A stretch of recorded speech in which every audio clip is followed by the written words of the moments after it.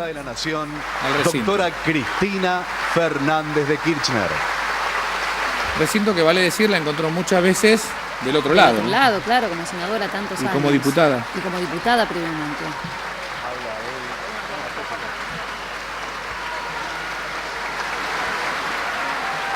Ha de continuar entonces la sesión de asamblea con motivo de la apertura del 127º periodo de sesiones ordinarias del Honorable Congreso de la Nación en el recinto de la Honorable Cámara de Diputados. Y en la continuidad, en el uso de la palabra, el señor vicepresidente de la Nación, presidente del Honorable Senado de la Nación, ingeniero Julio César Cleto Cobos. El ministro debido, podemos verlo. Continuamos con la sesión. Los anteojos. De acuerdo con el artículo 99 de la Constitución Nacional, invito a la señora presidenta de la Nación, doctora Cristina Fernández de Kirchner, a dirigir su mensaje a esta honorable asamblea. Hasta aquí transmitió la cadena oficial de radio y televisión. A partir de este momento transmiten el RA Radio Nacional y el S82 Televisión Canal 7 junto a todas las emisoras que integran la cadena nacional de radio y televisión de todo el país y el servicio internacional RAE, Radiodifusión Argentina al exterior, en directo desde el Honorable Congreso de la Nación, con motivo del acto de apertura del 127º periodo de sesiones ordinarias del Honorable Congreso de la Nación. Ahí podemos ver a Hugo Moyano y a Primato. Honorable Asamblea Legislativa, vengo a dar cumplimiento una vez más a la obligación que me impone como Presidenta de la Nación el artículo 99, inciso octavo de nuestra Carta Magna, en cuanto a presidir la apertura de las sesiones ordinarias de este Parlamento y al mismo tiempo dar cuenta de la gestión del Estado de la Nación. Debo reconocer que tal vez sea la primera presidenta en tantas décadas que viene a dar este mensaje ante nuestras cámaras en una situación inédita en materia internacional. Todos los hombres que me precedieron en el ejercicio de este cargo vinieron muchas veces a hacer su mensaje, su primer mensaje, los que le correspondieran luego, en marco de graves crisis. Pero la mayoría de los casos eran crisis provocadas en nuestro propio país, o tal vez los coletazos de alguna crisis muy focalizada o localizada que generaba impactos en la economía de nuestro país. Hoy estamos ante una situación, reitero, absolutamente inédita. Todos, absolutamente todos coinciden que es similar a la de 1930. Otros la comparan con la caída del muro de Berlín.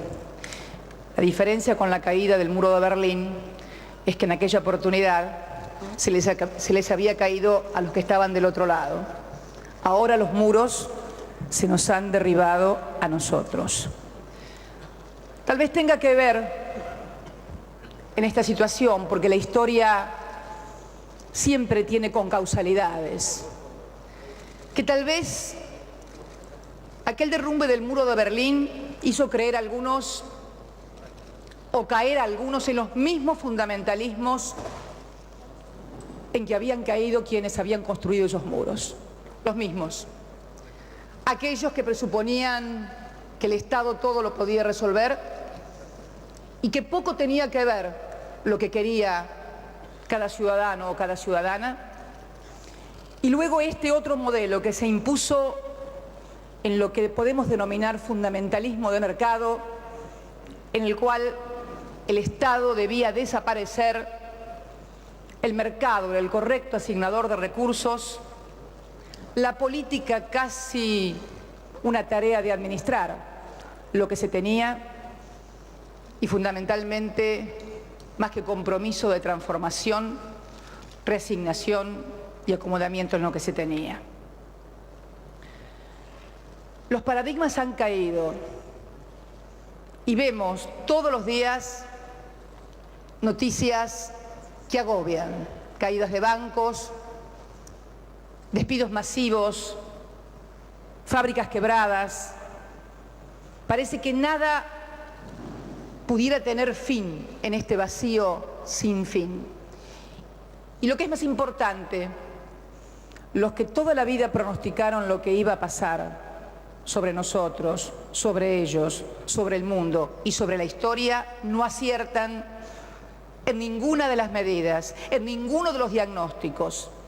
Tengo también mis serias dudas que quienes fueron los causantes de esta crisis puedan tener la capacidad intelectual de formular alternativas y soluciones diferentes. No por malos, simplemente por estructuras mentales muy consolidadas, por mucho tiempo de pensamiento único, rechazando toda otra alternativa, lo cual nos obliga a todos nosotros a ejercitar una fuerza diferente en cuanto a encontrar alternativas a un mundo que se ha derrumbado. Vamos a ir al G20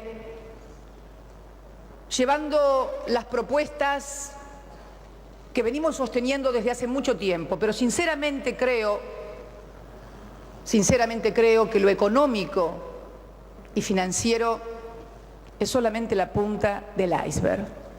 Creo que hay un modelo en crisis que tiene que ver también con una forma de relacionarse en el mundo basado en la subordinación y no en la cooperación.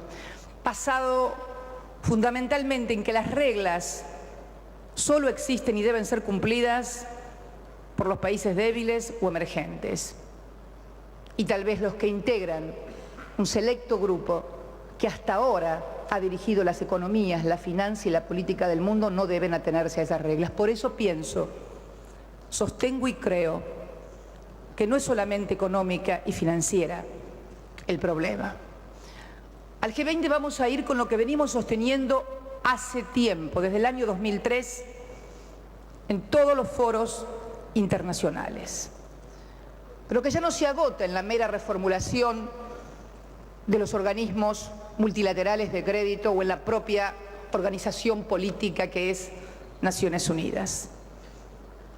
Va a requerir la reformulación total del Pacto de Bretton Woods, pero al mismo tiempo también un acuerdo en materia de políticas macroeconómicas globales que tengan y que tiendan a levantar y a sostener la demanda global, porque vemos que con el solo fondeo de bancos que se caen no alcanzan. El grave problema es que se ha quebrado la confianza y muchas sociedades están al borde de su capacidad de endeudamiento o la han superado, con lo cual uno de los problemas fundamentales del mundo es lograr reactivar la demanda global. Única manera de reactivar la economía, además también de lograr fuentes de financiamiento. Se va a tener que tener entonces una noción de cooperación y no de subordinación en la formulación de políticas en este sentido. También deberán ser reformulados los organismos multilaterales de crédito, que ya deberán cambiar totalmente lo que ha sido el ejercicio hasta ahora y que ha sido siempre someter a condicionalidades que tenían que ver con ajustes a las economías emergentes. Estos organismos multilaterales, Banco Mundial, Fondo Monetario Internacional, deberán convertirse en instrumentos de financiamiento sin condicionalidades, fundamentalmente en las economías emergentes, que han sido las responsables de las 3/4 partes del crecimiento de la economía mundial en los últimos 10 años, en planes de infraestructura que complementen, además, los requerimientos de la demanda global.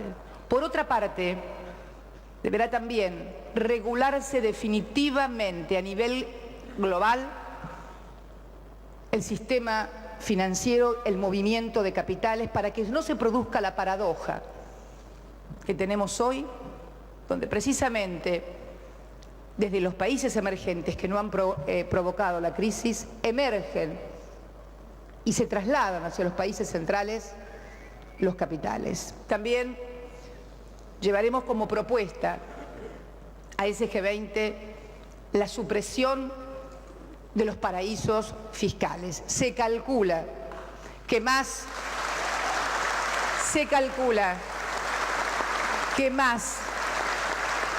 del 40% de los capitales del mundo están precisamente fondeados en los paraísos fiscales. Será necesario entonces encontrar un modo de cooperación y un modo de funcionamiento global sustancialmente diferente, porque esto trae aparejado también dos análisis que no podemos soslayar, o dos conclusiones que no podemos soslayar. La primera, que el acuerdo debe ser global, y la segunda, que va a ser imposible la salida de modelos nacionales si realmente la crisis se prolonga en el tiempo, terminará impactando indefectiblemente en todos los países a escala planetaria. Esto es una realidad incuestionable y esto es lo que tiene de nuevo e inédito esta crisis, que emergiendo de los países centrales impacta en todas aquellas economías que venían sosteniendo el crecimiento mundial y al mismo tiempo no da respuesta ni hacia afuera ni hacia adentro de sus propias economías. ¿Cómo nos encuentra a los argentinos esta crisis sin precedentes a escala global? Esta crisis nos encuentra en nuestro sexto año, el año que pasó, me refiero al año 2008, mi primer año de gestión, en el sexto año de crecimiento consecutivo, completando el ciclo de crecimiento económico más importante de nuestros 200 años como historia.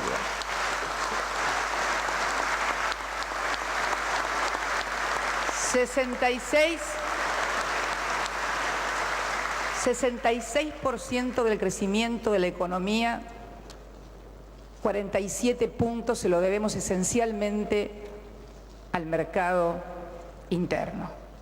Un modelo de acumulación que tuvo en el mercado interno, en la exportación y en la inclusión social, generación de trabajo, producción y economía real, los ejes fundamentales. Esta es una de las características de la Argentina frente a esta economía global que se convirtió en una economía de dinero electrónico de carácter absolutamente financiero, que nos hace recordar mucho al derrumbe del año 2001 en nuestro país, cuando se había construido una pirámide, tal vez no financiera, pero sí en torno a la convertibilidad, que finalmente provocó el desplome de nuestra economía, de nuestra sociedad y de nuestras instituciones.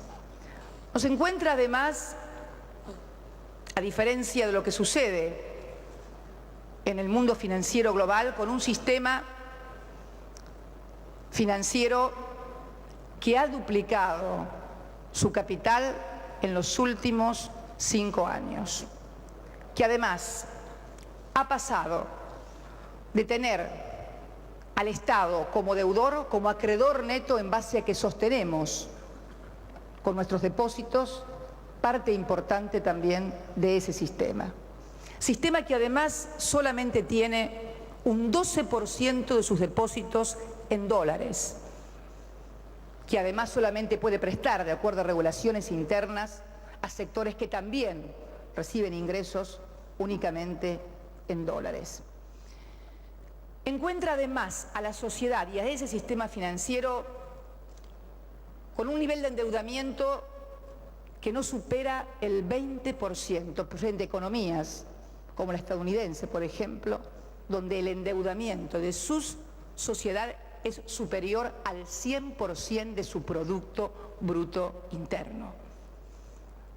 Se encuentra también con un posicionamiento en torno a la redistribución del ingreso más importante que el que teníamos inclusive a fines del año 2007. En el año 2007 la participación de los trabajadores en el PBI había llegado al 42.9. Finalizamos el año 2008 con una participación de los trabajadores en el PBI del 43.6. La serie más alta desde el año 2003 a la fecha, donde partimos de un 34% de los trabajadores en la participación del PBI. Esto se debe esencialmente al modelo de acumulación que también impactó, midiendo el último trimestre en materia de desocupación, el 7.3, alcanzando también la serie más baja de aquellos 25 puntos de desocupación del año 2003. ¿A qué se debe esencialmente estos resultados? Que también podemos adosar lo que fue el resultado de la exportación en el año 2008, donde batimos récord en materia de exportación,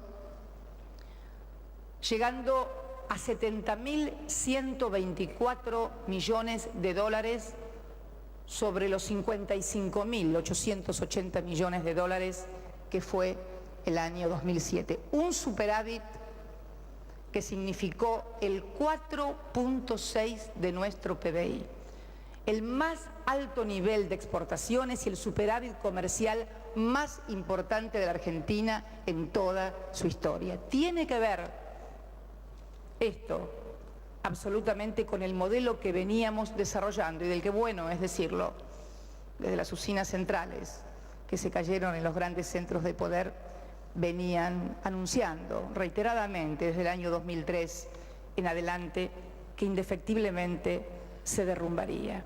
Sin embargo, en este año 2008, que me tocó presidir la suerte de los argentinos, el gobierno de los argentinos, pudimos tener un récord de exportaciones que también es bueno desentrañarlo porque tal vez refleja con absoluta claridad el porqué de la disminución del desempleo, el porqué del aumento de la participación de los trabajadores y del sector asalariado en el PBI. De esos 70.124 millones que exportamos, la mayoría fue de manufacturas de origen industrial.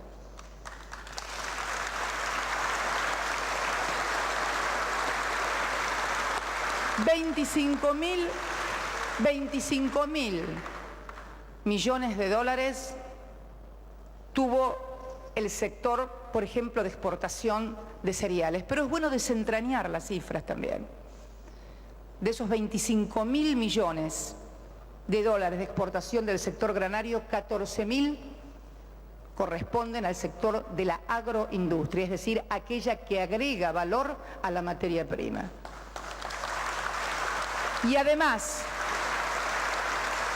reportó en exportaciones entre recursos primarios y manufacturas de origen agropecuario un crecimiento importante respecto del año anterior del orden del 30%. 19.800 millones de dólares se habían exportado en este rubro en el año 2007 y más de 25.000 en el año 2008. En el sector de carnes, 1.766 millones de dólares frente a los 1.500 aproximadamente millones del año 2007 y 566 millones en el sector de leche frente a 460 millones de dólares del año 2007. Como vemos, podemos llegar a dos conclusiones. Primero, que crecimos en todas nuestras exportaciones y que además lo hicimos fundamentalmente ese crecimiento en torno al sector manufacturero, industrial, de origen agropecuario en menor medida y de origen industrial en gran medida. Esto explica la baja en el desempleo y la redistribución del ingreso que se produjo. Todos sabemos que es precisamente el sector donde más valor se agrega, donde podemos redistribuir con mayor justicia el ingreso, generando trabajo y crecimiento para la economía. No es propiedad de este gobierno ni de este partido, simplemente la comprobación fáctica y científica de que el dinero por sí mismo no produce dinero, sino pasa por el circuito de la producción de los bienes y de los servicios, que es el modelo que creemos que debemos seguir sosteniendo. Creemos que parte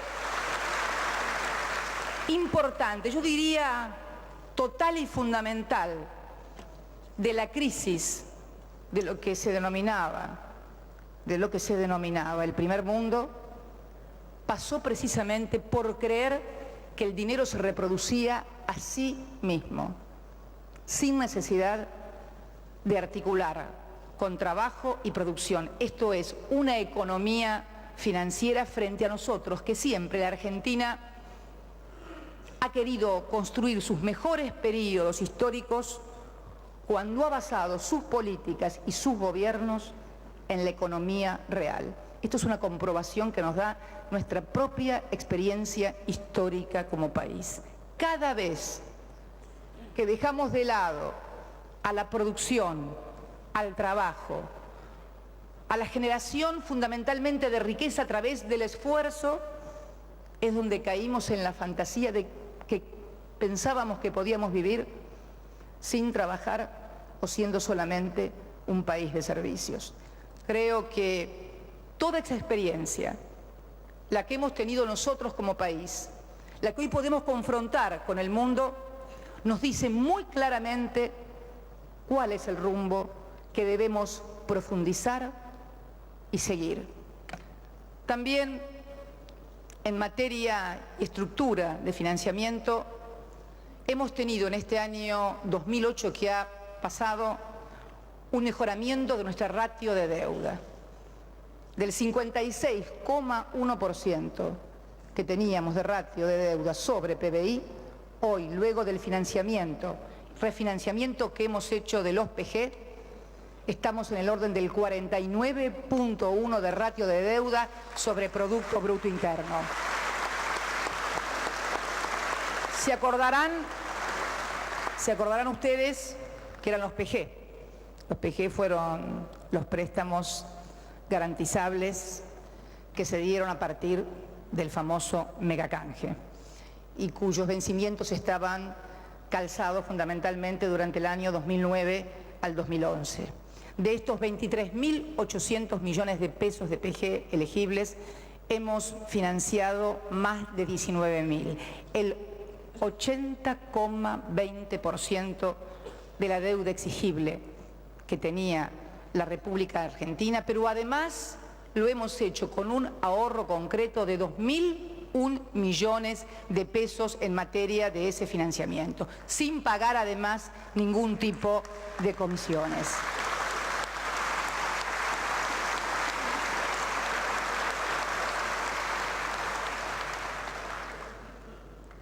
Hemos también mejorado la situación de nuestras provincias. Permítanme, tal vez aquí sí voy a leer porque son cifras en las cuales quiero tener absoluta y milimétrica precisión. Sé que hay senadores, los senadores, es el ámbito, los senadores y los diputados, donde se defienden y representan los intereses del pueblo y de las provincias. Pero también quiero decirles que el crecimiento de la actividad económica desde el año 2003 en adelante impactó más que positivamente en todas las cuentas provinciales no solo en forma directa, a través de la coparticipación y de lo que constituyen las transferencias automáticas del Tesoro Nacional a provincias y que por lo tanto no dependen del humor de esta presidenta ni de cualquier otro, sino también a partir de que, habiendo mejorado la inversión pública en materia de infraestructura, hubo importantes transferencias hacia las provincias. Y si me permiten, voy a analizar dos provincias porque estuve justamente en ellas esta semana que pasó. Saben que estuve el día lunes en esa hermosa ciudad que es San Fernando del Valle de Catamarca, provincia de Catamarca, y el día jueves estuve en Rosario en compañía del presidente de nuestro bloque de diputados y también del gobernador de la provincia de Santa Fe y del intendente de Rosario. Quiero leerles algunas cifras. Catamarca, en materia de evolución de coparticipación, en el año 2002, la provincia de Catamarca recibía 249 millones de pesos de coparticipación. Si uno mira toda la serie, todas las cifras, desde el año 1991 hasta el año 2002, jamás había podido perforar siquiera el techo de los 300 millones de pesos. Ya en el año 2003, la cifra de 249 millones se elevó a 358 millones. El año pasado, año 2008, primer año de mi gestión, la cifra de coparticipación de Catamarca en coparticipación federal de impuestos únicamente era de 1.440 millones de aquellos 249 millones que habían sufrido en el año 2002.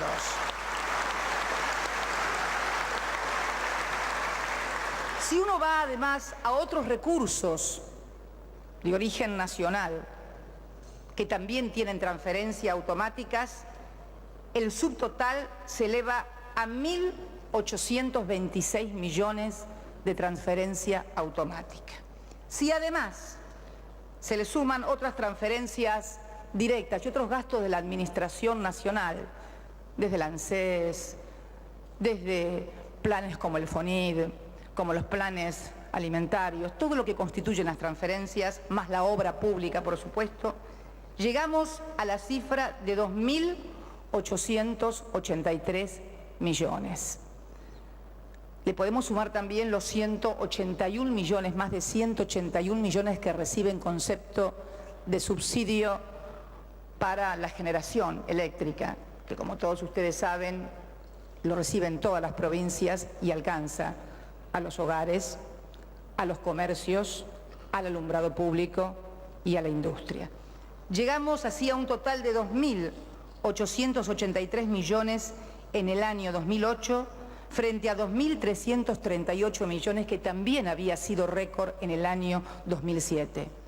El presupuesto para el año 2008 de la provincia de Catamarca, el presupuesto provincial, fue de 2.800 millones, menor a la transferencia que por distintos conceptos se recibió desde el orden nacional.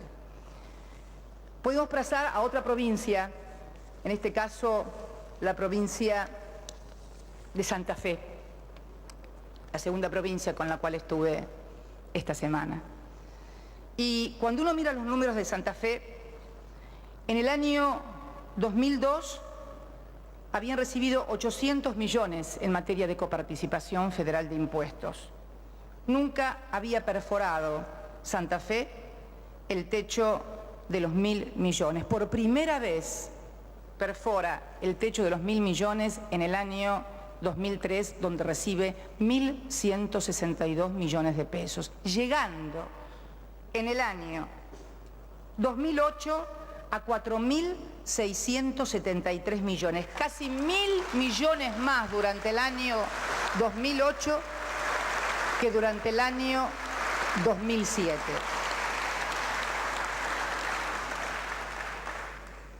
Si sumamos, del mismo modo que lo hicimos con la querida provincia de Catamarca, las transferencias automáticas directas, más las recibidas por obra pública, estamos en el orden de los 14.166 millones de pesos.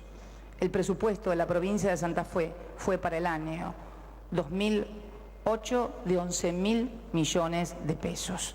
Podemos sumar también los más de 700, casi 800 millones recibidos en materia de subsidios para la generación de energía eléctrica que abarca a todo el espectro, al igual que en todo el país. ¿Por qué estas cifras? ¿Por qué estos números? ¿Por qué es bueno desmistificar y por qué es bueno aclarar que cuando el país crece, crecen todos en el país, que no hay salidas personales ni individuales en un país, que un país solo se reconoce en un proyecto nacional, en un proyecto nacional, en un proyecto nacional que podrá estar en un determinado momento de la historia impulsado por un sector político, pero que yo sueño sinceramente para convertirnos en un país en serio, que lo que son las bases estructurales del crecimiento, del trabajo, de la redistribución del ingreso, sean asumidas como banderas por la mayoría de la dirigencia política argentina para garantizarle este crecimiento a los argentinos. Porque yo me pregunto,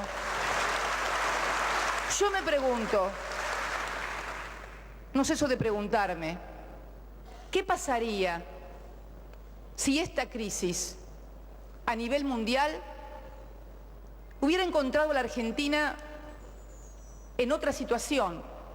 O tal vez con alguna dirigencia política que siempre concibe al ajuste y el no tocar los privilegios de los que más tienen para enfrentarla. ¿Por dónde hubieran ajustado? ¿Quiénes estarían pagando los costos de esta crisis en otro momento? Creo que la respuesta la tienen todos los argentinos. Basta con mirar para atrás lo que vivimos para entender lo que se hubiera hecho tal vez en esa oportunidad. Me enorgullezco,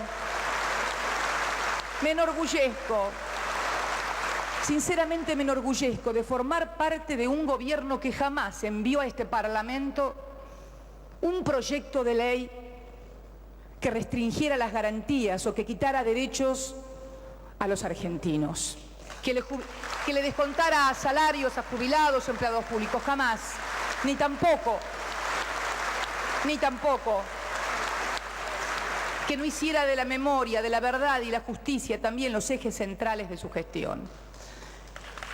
Quiero también rescatar que en este marco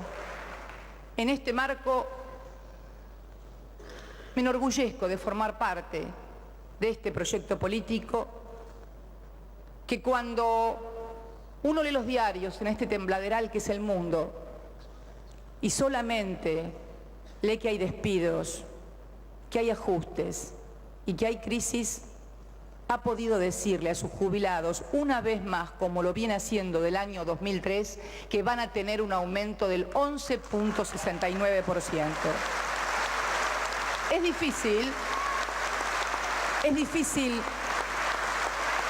Es difícil encontrar otros ejemplos similares.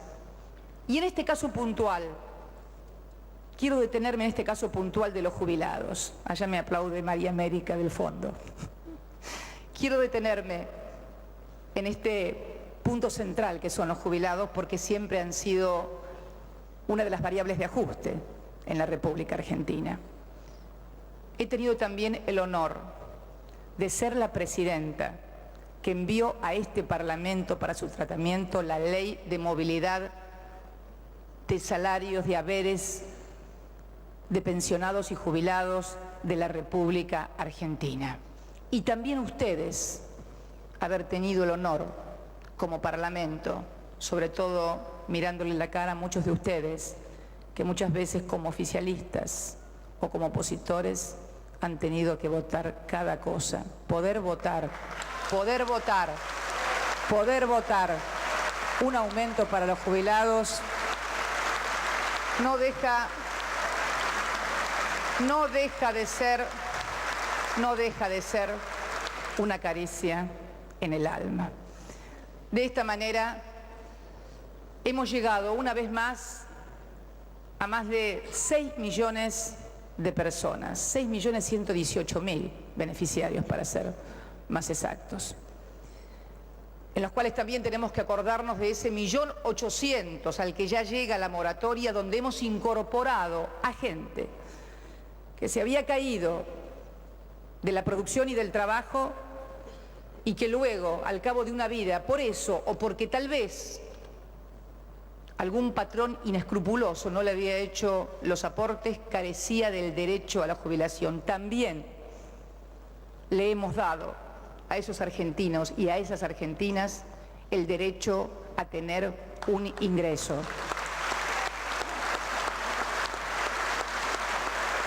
Quiero decirles también que en este año 2009, y tal cual fue anunciado por la señora ministra de Asuntos Sociales hace unos días, hemos aumentado en lo que hace desde el año 2003, donde el presupuesto para cuestiones de carácter social, acción social y promoción social, programas que no solamente están en el Ministerio de Asuntos Sociales, sino también en Trabajo, teníamos un presupuesto en aquel 2003 de 1.700 millones de pesos aproximadamente.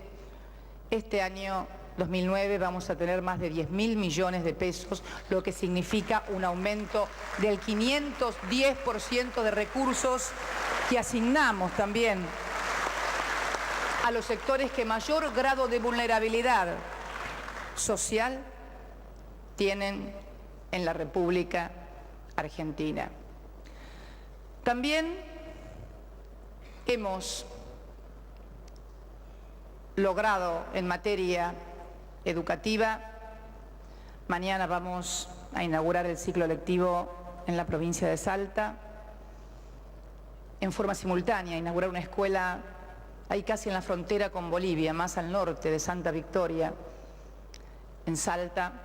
Al mismo tiempo, el ministro de Educación estará en la provincia de San Juan, inaugurando también varios establecimientos. La señora ministra de Asuntos Sociales estará en el Impenetrable, el Chaco, inaugurando también una escuela allí, en el corazón del Impenetrable. Y la ministra de Defensa, en compañía de la señora gobernadora de Tierra del Fuego, estará en la Antártida reinaugurando la escuela que se incendió y que hemos reconstruido para que a lo largo y a lo ancho del país, en el marco del plan 700 y 1.000 escuelas, sigamos construyendo capacitación, educación para los argentinos, que es el gran eje y protagonista de la movilidad social. En este marco también hemos cumplido, tal cual lo marca la ley de financiamiento, con fijar el piso de lo que un docente debe ganar como básico, como mínimo en la República Argentina. Ustedes saben, estaba en el orden de los 1.290 pesos y se ha establecido una suma fija de 200 pesos que lleva ese salario mínimo para los docentes a 1.490 pesos. También hemos decidido pagar lo que restaba de la deuda del FONIDO. Ustedes saben, el Fondo de Incentivo Docente, que no se había pagado en el año 2001 y que el anterior gobierno, el presidente Kirchner, pagó una parte y esta presidenta va a terminar de pagar la deuda existente con el sector, pagando los 3 FONIDES que se debían del año 2001 en cuotas de 55 pesos que arrancan desde el mes de julio hasta diciembre. Permítanme en este momento hacer un análisis respecto de todo esto, del tema de la educación, del derecho a la educación. Ustedes saben lo que yo pienso, porque lo dije muy claramente aquí, la primera vez que vine a hablarles como presidenta en aquel 10 de diciembre del año del 2003. Ustedes saben que creo que las medidas de fuerza perjudican a la educación y a los chicos. Pero también, como dirigentes políticos, y esto se lo digo a todos los partidos políticos, tenemos que pensar qué modelo de sociedad queremos y cuál es lo que vamos a ofrecer para vivir. Porque es cierto que hay mucha disparidad en los salarios y es cierto que muchas administraciones provinciales tal vez no puedan pagar lo que se demande. Pero lo que no me resulta sensato, lo que no me resulta justo, es que mucha dirigencia que sostiene que por allí no puede pagar más, sin embargo, a la hora de fijar postura respecto de cómo deben contribuir los que más tienen en una sociedad, sea benevolente con los que más tienen y exija que los maestros vayan con salarios mínimos. Esto es lo que a mí como sociedad no me cierra.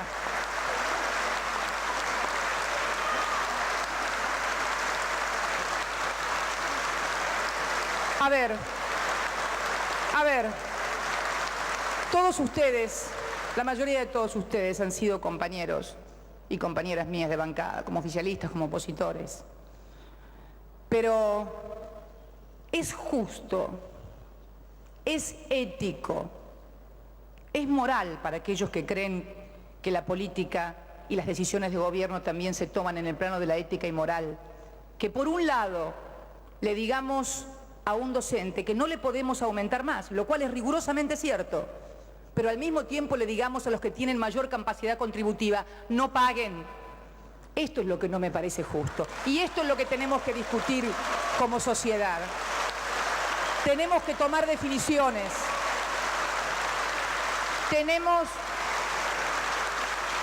Tenemos que tomar definiciones al respecto. Porque si no nos pasa lo que le pasó a otra dirigencia, entre la cual hay muchos y buenos amigos míos, que le contaron al país un cuento, que luego fue eso, un cuento, que terminó mal. Porque ¿saben qué? Escuché decir por ahí que yo era una persona que me gustaba sacarle a unos para darle a otros. La economía, y todos ustedes lo saben, es precisamente administrar con los recursos que se tienen y con la contribución que hay.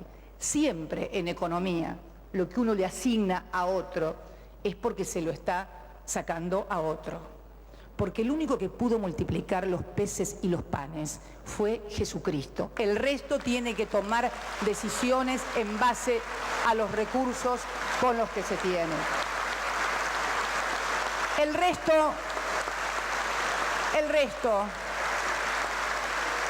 mis queridas amigos y amigos, es lo que se dicen en las campañas electorales y que luego no se puede cumplimentar cuando se está en la concreta gestión de gobierno. Si uno mira entonces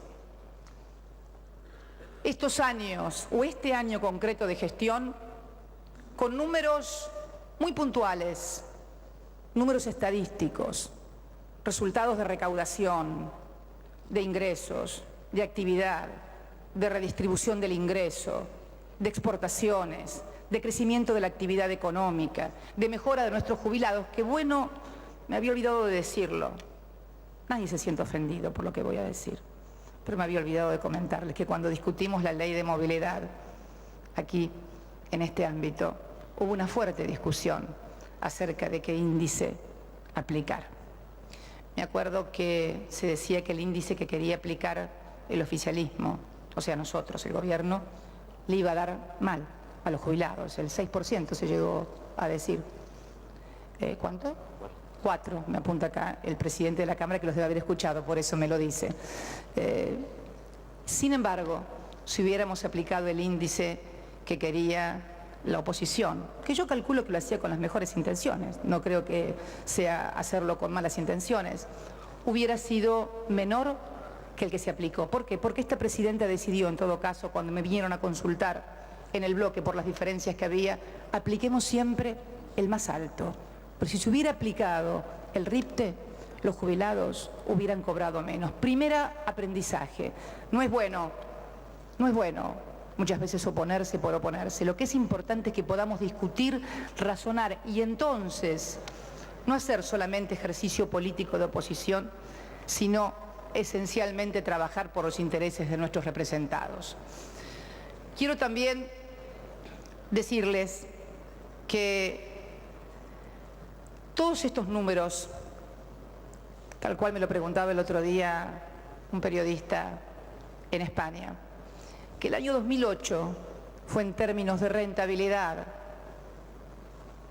inclusive para todas las empresas que cotizan en bolsa, los dividendos más importantes de los últimos 20 años, las utilidades de los bancos, las más importantes de los últimos 15 años, la redistribución del ingreso y el crecimiento a través de convenios, más de 1.500 convenios colectivos de trabajo que se sancionaron, fue un crecimiento global del país.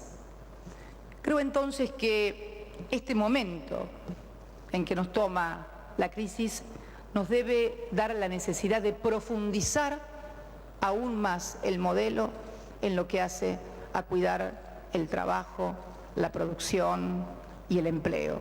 Y en este sentido hemos lanzado el plan de infraestructura más importante que recuerda la historia. No estamos junto a este plan de infraestructura y las medidas que tomamos en materia de incentivar el consumo o de dotar de capital de trabajo a las empresas y también incentivar el consumo ante un plan B. En absoluto.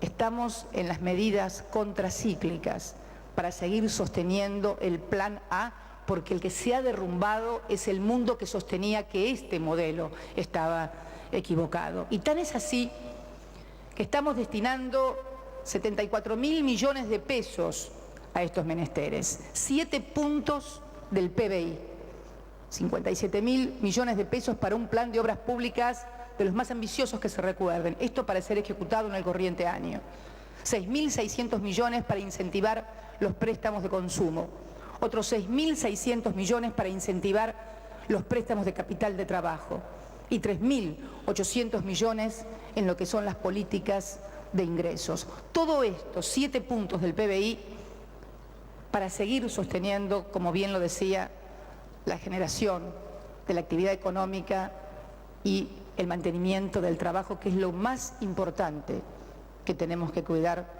los argentinos. También, en este marco, creo que ustedes y la calidad institucional en este país han tenido un protagonismo sin precedentes también en la historia parlamentaria, por lo menos que yo recuerde, desde el advenimiento de democracia a la fecha. No solamente han participado de esa ley de movilidad jubilatoria, también han participado de un proceso que significó recuperar para los argentinos su línea de bandera, luego de un proceso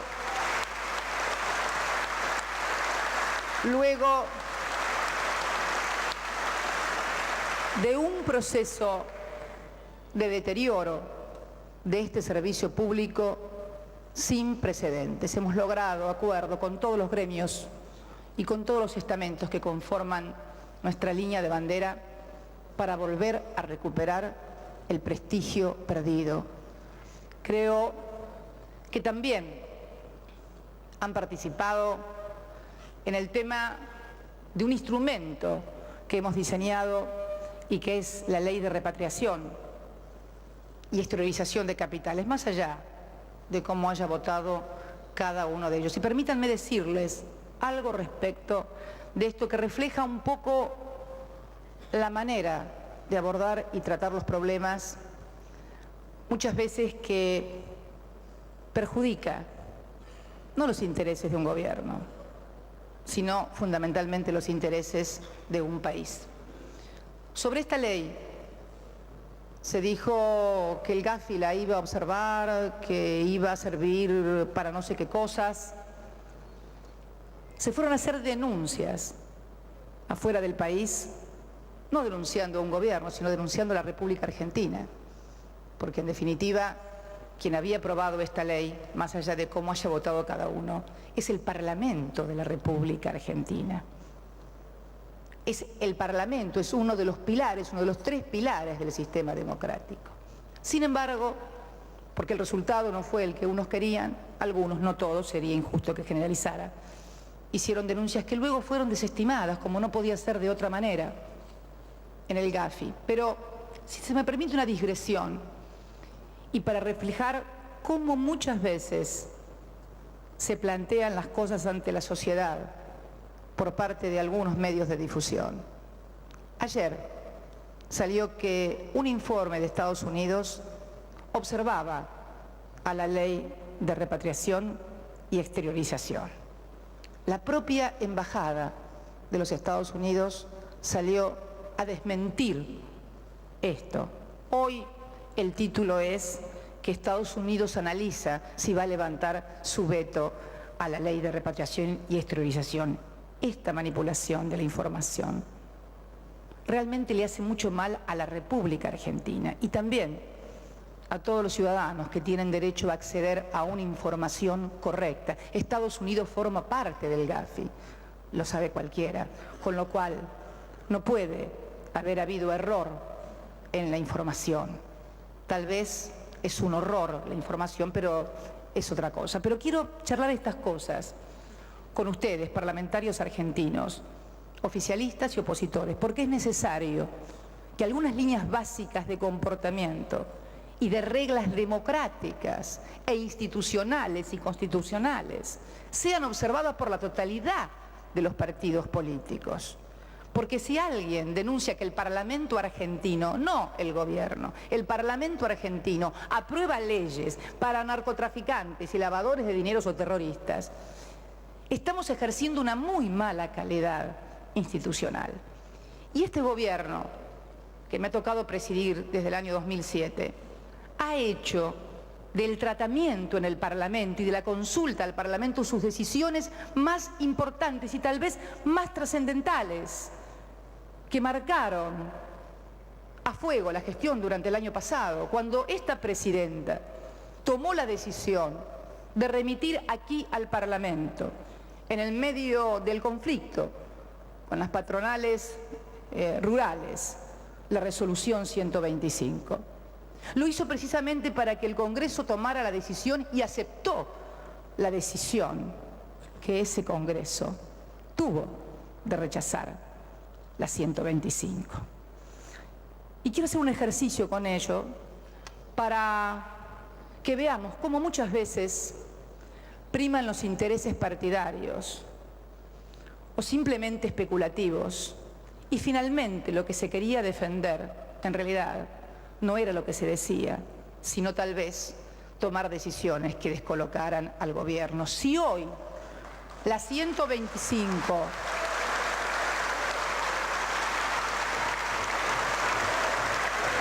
Si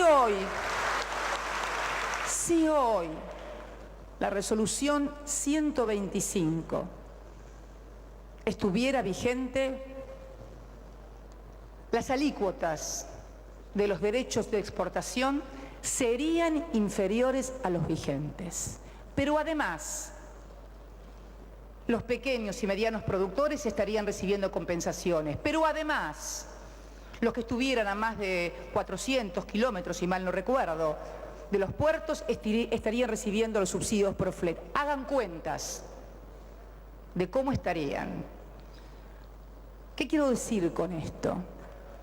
Que muchas veces hay que analizar desde la perspectiva de lo que es la política, pero no la política partidaria, la política en serio, que supone la transformación de la realidad y también de los comportamientos de la dirigencia política en la Argentina. No va a haber mayor calidad institucional si además nosotros como dirigentes no mejoramos nuestro propio comportamiento a la hora de formar parte de las instituciones y de jugar los roles que cada uno tiene dentro de esas instituciones. Porque no significa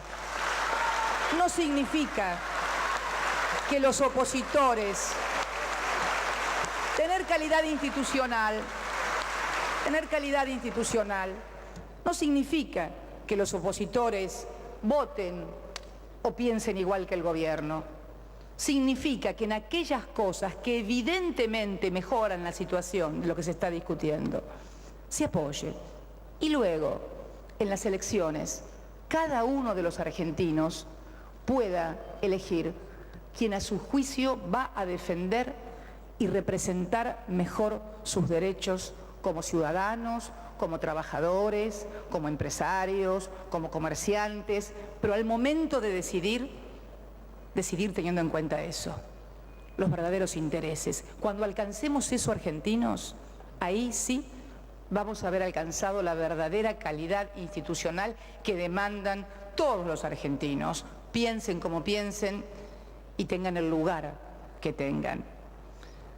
Yo quiero decirles que junto a estas medidas que hemos tomado también y que seguiremos tomando absolutamente proactivas para sostener nivel de empleo y actividad económica, también enviaremos al Congreso todos aquellos instrumentos que las épocas y los tiempos exigen. Algunas viejas deudas también de la democracia argentina, como la reforma de la ley de radiodifusión, el cambio definitivo de eso.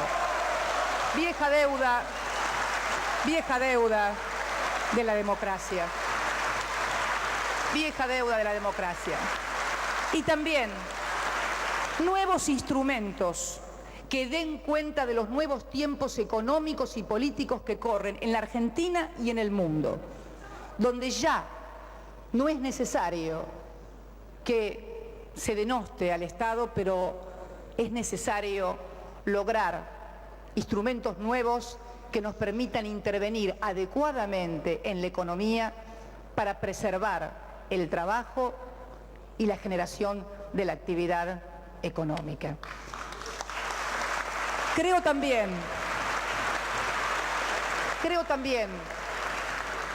que todos debemos tener una actitud diferente frente a esta crisis inédita a nivel mundial, que no significa seguir a pie juntillas lo que diga quien es el titular del Poder Ejecutivo, pero sí significa, reitero, tener una actitud diferente. Es necesario lograr, frente a los grandes temas de los argentinos, la unidad.